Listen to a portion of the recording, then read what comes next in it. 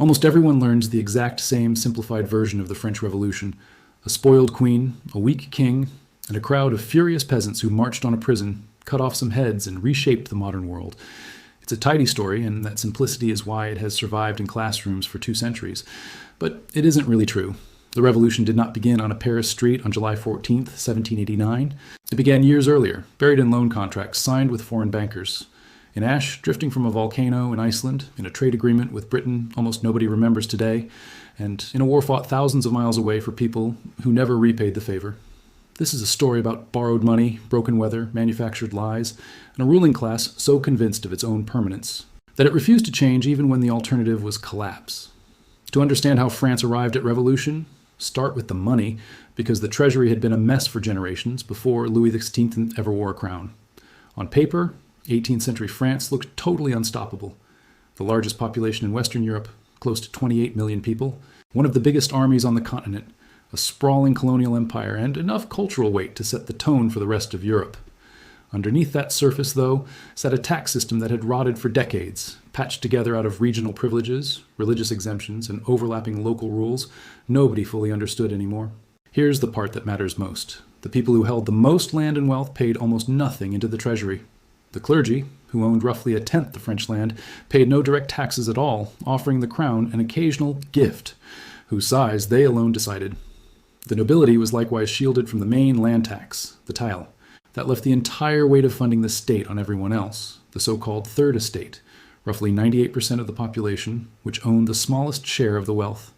It wasn't only the land tax, there was the gabelle, a salt tax enforced with real cruelty, forcing households to buy a fixed quota of overpriced government salt, with inspectors able to search homes without warning. There was the corvée. Unpaid labor peasants owed the state for road building, often pulling farmers from their fields at the worst point in the growing season. On top of it all, the church collected its own tithe, roughly a tenth of every harvest. For the average family, oppression under the old order was a constant squeeze from every direction, by design. A fair question is why no king simply fixed this and made the wealthy pay their share.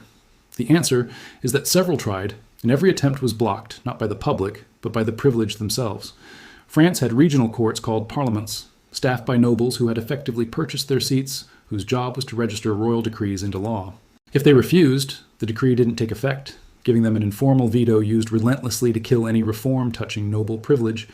The crown needed money it could only get by taxing the wealthy, but the institutions meant to authorize that taxation were controlled by the wealthy, a closed loop that strangled French governance for decades before anyone stormed anything. Louis XIV pushed past these obstacles through raw personal authority, but his wars left the treasury deep in the red. Louis XV inherited that debt and piled on more, including the disastrous 7 Years' War, lost in humiliating fashion in 1763, surrendering most of France's North American territory. When 20-year-old Louis XVI took the throne in 1774, the country already carried a heavy debt load. Its tax code was unworkable, and the machinery required to fix either problem was locked in gridlock by the very people who benefited from leaving it broken. Most popular retellings skip straight from the glamour of Versailles to the fall of the Bastille, as if one simply caused the other. What they leave out is a chain of financial disasters, each one worse than the last. The first of these, and arguably the most important, was France's decision to bankroll the American War for Independence. It's one of history's sharper ironies. The war that helped establish American liberty also helped bring down the French monarchy, and it wasn't accidental. France had never forgiven Britain for its humiliation in the 7 Years' War. So when American colonists rose up against London, Paris saw a chance to strike its old rival by proxy. Support started quietly in 1775 and went public in 1778 with a formal alliance and direct war entry. The decisive victory at Yorktown in 1781, effectively ending the war, only happened because of a French naval blockade working alongside American troops. It was a genuine strategic win, but the price tag was staggering, roughly 1.3 billion livres, when the crown's entire annual revenue sat around 475 million. France burned through nearly 3 years of national income fighting a war on someone else's continent for someone else's freedom, almost entirely on borrowed money. Before that, spending spiraled. There had already been one serious attempt at reform, and it had already failed. Anne Robert-Jacques Turgot, appointed Comptroller General in 1774, was easily the sharpest financial mind the Crown had employed in years, understanding exactly what French finances needed. Cut spending, avoid new borrowing, avoid new taxes. He lasted less than 2 years. When he deregulated the grain trade, Bread prices in Paris spiked almost immediately, triggering a wave of food riots across the Paris basin in spring 1775, an episode remembered as the Flour War. Turgot had to call in troops, and the backlash finished him politically. Nobles who despised his reforms used the chaos to demand his removal, and in 1776 the king let him go. The lesson landed clearly. In France, reformers got destroyed by the system they tried to fix. That opened the door for Jacques Necker, and this is where the story turns almost absurd. Necker, a Swiss-born Protestant banker, was brought in to manage French finances starting in 1777. He was clever, charismatic, enormously popular, and also one of history's more consequential liars. His method for funding the American war was simple: borrow and don't tax anyone who mattered. Between 1777 and 1781, Necker arranged roughly 530 million livres in fresh loans, drawing heavily on banking networks in Geneva and the Netherlands, keeping interest rates attractive to lenders while avoiding the privileges of the wealthy, which made him beloved but left the underlying rot untouched. Then in January 1781, Necker did something no French finance minister had ever done. He published a public account of the kingdom's finances, the Compte rendu au roi, letting citizens see, or thought they could see, how the crown spent their money. It sold over 100,000 copies and turned Necker into a national hero, except the whole thing was fiction. By inflating revenue and hiding the extraordinary costs of the war, Necker presented a fabricated surplus of 10 million livres, when the real deficit was closer to 70 million. Even the king didn't fully grasp how bad things were, and the fantasy numbers gave Louis XVI enough false confidence to keep funding the war past the point of prudence. More importantly, the Compte Rendu created for the first time a French public that believed it had a right to see how its government spent money. And once that curtain was pulled back, even with fake figures behind it, the monarchy could never fully close it again. Later ministers who told the truth about the deficit were compared against Necker's rosy fiction and assumed to be the liars. Court conservatives, including Marie Antoinette herself, were furious Necker had shared any of this with commoners at all. In May 1781, Louis asked for his resignation, but the damage was locked in, trust was fractured, the debt was enormous, and whoever came next inherited a mess that was arguably unfixable from the start. Here's where the story gets more complicated than most people realize. A financial crisis alone might not have been enough to trigger a revolution. France had weathered fiscal disasters before. What made the 1780s different was that the money crisis collided with several other crises at once. The first of these outside forces was environmental, and it barely gets a mention in most classroom histories. In June 1783, a volcanic fissure called Laki erupted in Iceland, one of the largest eruptions in recorded history, releasing an estimated 120 million tons of sulfur dioxide over the following 8 months. Skies over Europe turned hazy and dim. People in France described a blood-colored sun barely visible through a persistent fog, and respiratory illness and excess deaths spread across northern Europe. The deeper damage was climatic. The sulfur scrambled European weather patterns for years. The summer of 1783 turned into one of the hottest on record, with violent storms and hail large enough to kill livestock outright. Brutal winters followed, then drought, then flooding, a pattern French farmers had never experienced before. France was still overwhelmingly rural, with roughly 80% of the population living off the land, and its economy hinged on the annual grain harvest. When harvest failed, everything downstream failed with them. The 1780s were catastrophic for French agriculture almost start to finish. A long, wet 1782 ruined planting season. Now, the aftermath of Laki made 1783 and 1784 worse still. Drought struck in late 1784 and dragged into 1785, battering cereal crops again. A brief reprieve came in 1787, but 1788 delivered the final blow. Drought gripped 3/4 of the country that spring. Then, on July 13th, 1788, a violent hailstorm tore through the countryside around Paris, wiping out crops across the most agriculturally vital region in France and leaving entire villages with nothing overnight. The winter that followed was the coldest France had seen in nearly a century. Rivers froze over, roads became impassable, and whatever grain had survived, the hail couldn't reach market. By early 1789, the country was in genuine famine. Remember that an average French laborer in this period spent roughly half his daily earnings on bread alone, the primary source of calories for most working people. When prices climbed, families already spending half their income on food suddenly found themselves spending 80 or 90% of it just to survive. Demand for manufactured goods evaporated, so urban workers started losing jobs at exactly the moment food became unaffordable. People found themselves hungry and out of work at the same time. That leads into a factor almost entirely missing from the standard narrative. In 1786, 2 years before the crisis peaked, France signed a trade agreement with Britain known as the Eden Treaty.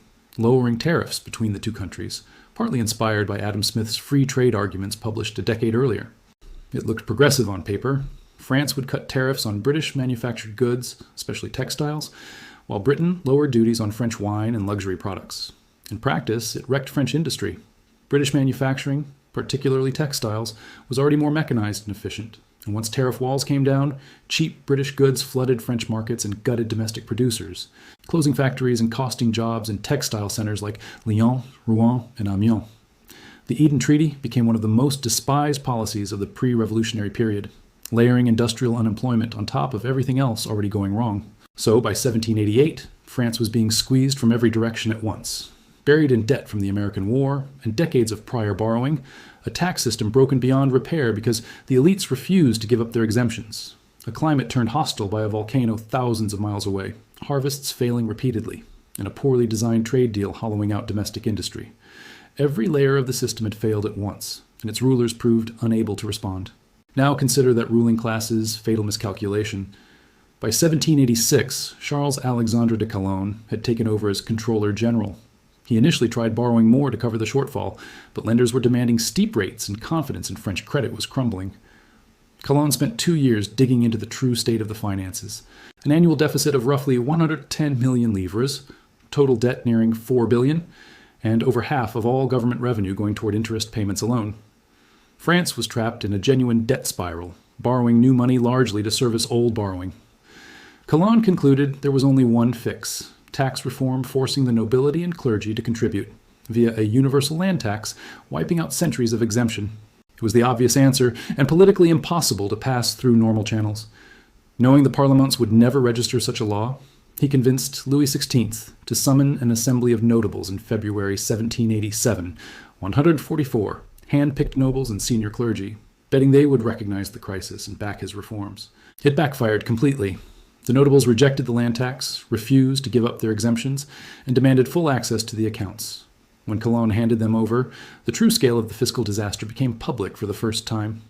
Rather than accept responsibility, the notables blamed Calonne and demanded his removal, then insisted that only the Estates General, unconvened since 1614, had authority to approve reforms of this magnitude. The king dissolved the assembly in May 1787 and dismissed Calonne. His successor, Loménie de Brienne, hit the same wall in the Parlement, which refused new taxes and openly demanded the Estates General. When the crown pushed back, riots broke out in multiple cities, with the nobility cynically posing as defenders of popular rights while protecting its own tax privileges. By summer 1788, royal credit had collapsed. Lenders stopped extending loans and Brienne was forced out. In desperation, the king brought Necker back, the same man whose fabricated accounting had helped create the crisis, simply because he remained the one figure the public still trusted. Necker agreed to convene the Estates General for May 1789. This is the point where the familiar version of the story finally starts. But notice everything that had already happened by the time the Estates General opened at Versailles on May 5th, 1789. Debt building since Louis XIV, a tax code broken for generations, the elite blocking every serious attempt at repair, a distant volcanic eruption wrecking the harvests, a trade deal gutting domestic industry, and a Swiss banker who had deceived the entire nation about its finances. The Estates General was meant to be the solution. Instead, it became the spark for something much larger. The Third Estate demanded voting by head count rather than by order, since the old system let the clergy and nobility outvote commoners 2-1, regardless of population. When the crown refused to budge, the Third Estate broke away and declared itself a national assembly on June 17th. 3 days later came the tennis court oath, a pledge not to disband until France had a new constitution. The king wavered, first appearing to accept the new assembly, then trying to suppress it. When he dismissed Necker on July 11th, the news landed in Paris like a bomb, and an already starving, already furious population erupted. On July 14th, a crowd stormed the Bastille, an old fortress and prison that had come to symbolize royal power. It wasn't a strategic target in any military sense. The fortress held only 7 prisoners, but it stood for something bigger than its contents. The Bastille embodied the lettres de cachet, the sealed royal orders that could imprison anyone indefinitely without trial. It represented a state that operated in secrecy, punished without accountability, taxed its people into poverty, lied to them about its finances, let them starve while the privileged feasted, and refused to change a thing when it had the chance. When the fortress's governor was dragged out and killed, his head carried through the streets on a pike, it wasn't senseless violence. It was decades of accumulated fury finally finding an outlet. This is what most popular accounts miss or badly underweight. The French Revolution wasn't primarily a philosophical event, not set off by Voltaire's wit or Rousseau's social contract theory, however influential those ideas eventually became. The Enlightenment gave people language to describe what was wrong with their world, but the grievances themselves were brutally material. People were hungry, they were broke, and they had watched their government borrow, spend, lie, and stall for decades, while the privileged classes contributed nothing and blocked every attempt at fixing it. Ideas gave the revolution its vocabulary, but volcanic ash, failed harvests, fraudulent bookkeeping, crushing debt, and a ruinous trade deal were the actual forces that made it happen. There's a persistent habit in historical storytelling of presenting the revolution as an inevitable victory of reason over feudal superstition. It's a flattering narrative for modern readers, but it isn't an honest one. The revolution was born out of chaos and desperation, out of financial incompetence, environmental disaster, institutional gridlock, and elite self-interest colliding at once, and it happened because too many powerful people refused to give up even a small piece of their privilege to prevent it. There's an uncomfortable lesson buried in this that reaches well beyond 18th century France. A government that borrows endlessly to avoid hard decisions, an elite class that captures the institutions meant to serve everyone and bends them toward protecting its own position, a population that tolerates the arrangement until a crisis nobody intended makes the status quo unbearable, and then the entire structure collapses faster and more violently than anyone expected. The French had a name for the conspiracy theories during the worst of the famine, the pacte de famine, the belief that the aristocracy was deliberately hoarding grain to starve the poor into submission. It wasn't true. The shortages came from climate and failed harvests, not any aristocratic scheme. But the fear made sense. Watching your children go hungry while the people at the top visibly prosper and refuse to fix a broken system. Conspiracy theories don't need to be accurate to feel real. And once people believe the system isn't just failing but rigged against them, the social contract is effectively dead. Everything after is just the process of burying it. The storming of the Bastille, the Declaration of the Rights of Man, the end of feudal privilege, the execution of the king, the terror, and the rise of Napoleon are all well documented and widely taught. But they are consequences, not causes. What happened after the underlying system had already given way. The real story is everything that came before, Louis XIV's wars and the debt they left behind.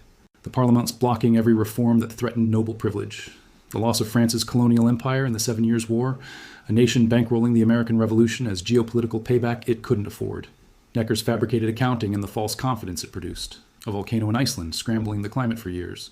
Failed harvests and runaway bread prices. The Eden Treaty and the collapse of French manufacturing. And a nobility that, given one last chance to save the system through reform, chose instead to protect its exemptions. Every one of these threads mattered. Remove one and the revolution might have been delayed or softened. Together they built a cascade of failure that no single leader or ideology could have contained. Most historical shorthand grabs one thread, the Enlightenment, class conflict, the king's weak personality, Marie Antoinette's extravagance, and presents it as the cause. But the French Revolution had dozens of causes, unfolding across wildly different timescales, from a century of structural debt, to a decade of climate disaster, to months of bread shortages, to days of confrontation at Versailles. The French Revolution wasn't a moment of liberation sparked by a sudden philosophical awakening. It was a financial, environmental, institutional, and deeply human catastrophe that exposed the fatal weakness of a system built on privilege, secrecy, and endless debt. Ordinary French people didn't rise up because they had read Rousseau. They rose up because they were starving, because the system meant to protect them had been bankrupted by war and deception, because the elites in charge refused to reform it even as the alternative was total collapse, and because a volcano on the other side of the world turned the worst harvest in living memory into the final unbearable straw. That's the real origin of the French Revolution, and if you listen closely, you can still hear echoes of it today. If this changed how you think about history and the forces that quietly shape it, hit that like button. Subscribe if you haven't already, and turn on notifications so you don't miss the next deep dive. There are more stories like this coming, and I promise they'll challenge a few more things you thought you already knew. Thanks for watching, and I'll see you in the next one.